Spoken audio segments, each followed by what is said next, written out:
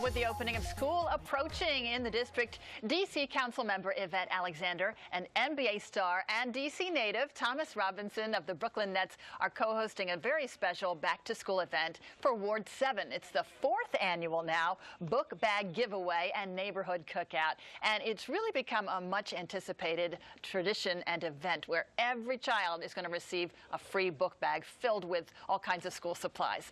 So Yvette Alexander and Thomas join us right now to tell us more about this great event. Welcome to you both. Thank you. Thanks. We're glad to be here. 4th year for this, so this must be just getting bigger and better every year. Tell us about how it got started, Councilwoman. Well, you know, I'll give Thomas the credit for that. He's born and raised in Ward 7, the community I represent, and every year before school starts, he gives a great event to give back to the community. I got involved about 2 years ago after seeing him do this on his own, solely on his own. And, you know, I asked the manager at the recreation center, wow, who's giving this great event? I want to be a part of it. And he let me know about Thomas, born and raised here, now playing for the NBA, and he's giving back. I said I had to become a part of this great event. Of course you did. It's your ward, right? Yes. So, Thomas, you were born in Ward 7. Where exactly did you grow up?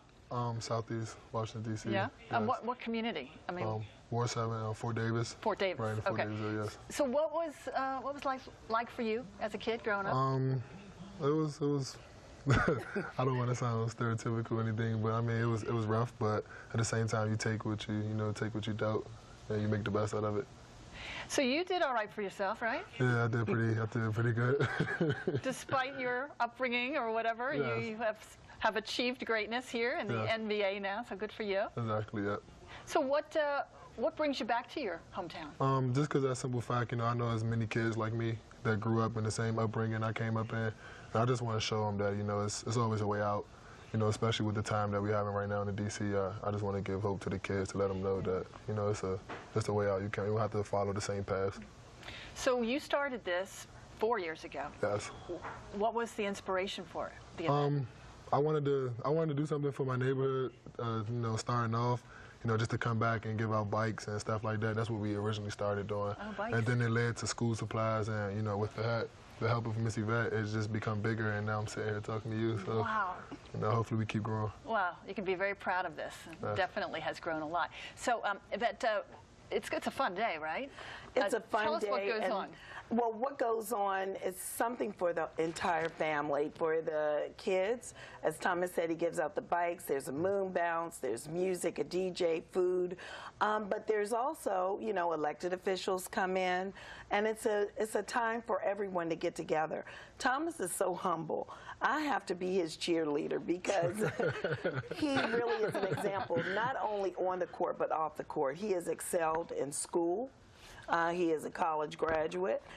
He's excelled through all types of tragedies. So he's an example of kids that are going through a tough time, as he said, or not going through a tough time, but to continue on the right track and to give back to your community. It's exciting for me, too, because I grew up in Ward 7, too, and now I get to represent the community where I grew up, and I just want to let everyone know about all of the great people who come out of our community, and Thomas is indeed one of them. Absolutely. And I think kids sometimes they have a lot of negative influences. That's easy. And it's so nice to see a positive influence where you say, well, your message to them is you can rise above this. Yes. This does not have to define you for the rest of your life, right? Definitely. Yeah, and everything can be used as a springboard. Yeah, exactly. And like I said, that's my whole motivation, to show them if I could get one kid just to, pick a different route, then, I'm a success.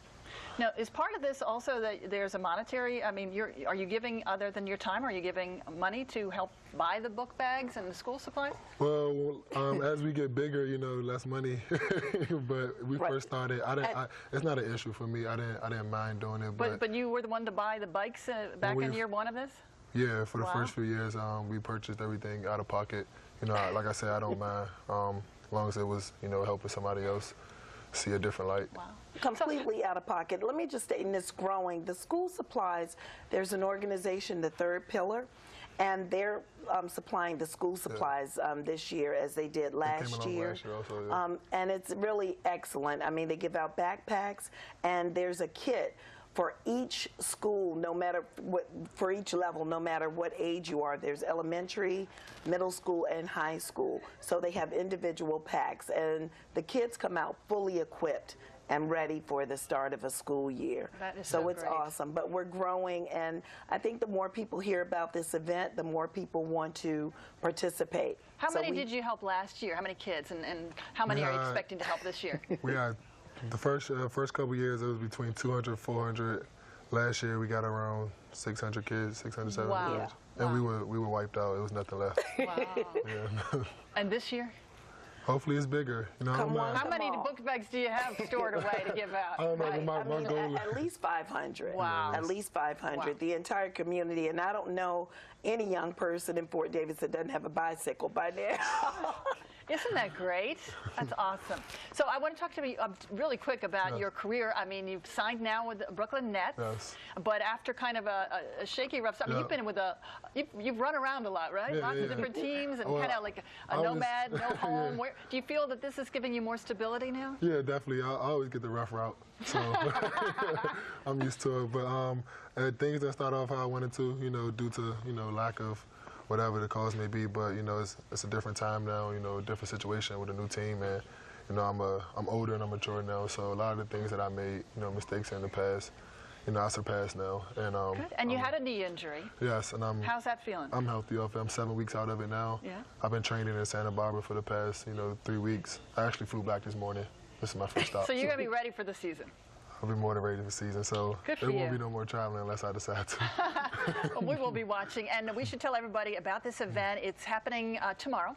Yes. The hours are 1 to 5, and it's at Fort Davis Rec Center in Southeast. And anybody can come. It's open to anybody in Ward 7. It's open to anyone. It's open to anybody. Anybody at all. Yes. Don't have to be Ward 7. Yeah. Before this is all said and done, we want to be giving the whole DC book bags. Just show up, and you get to meet Thomas Robinson and pick up a great couple new school supplies. And the studies show that if you have the school supplies, you do better in school. So that's a very important thing you're doing. Thanks for stopping by and telling us about a great event. Hope it's a big Thanks for turnout this having year. us. Thanks for having me. All right, after a quick break, we are talking fashion, so stick around to see how you can define your style with just a minimum number of essential pieces. You don't want to miss it.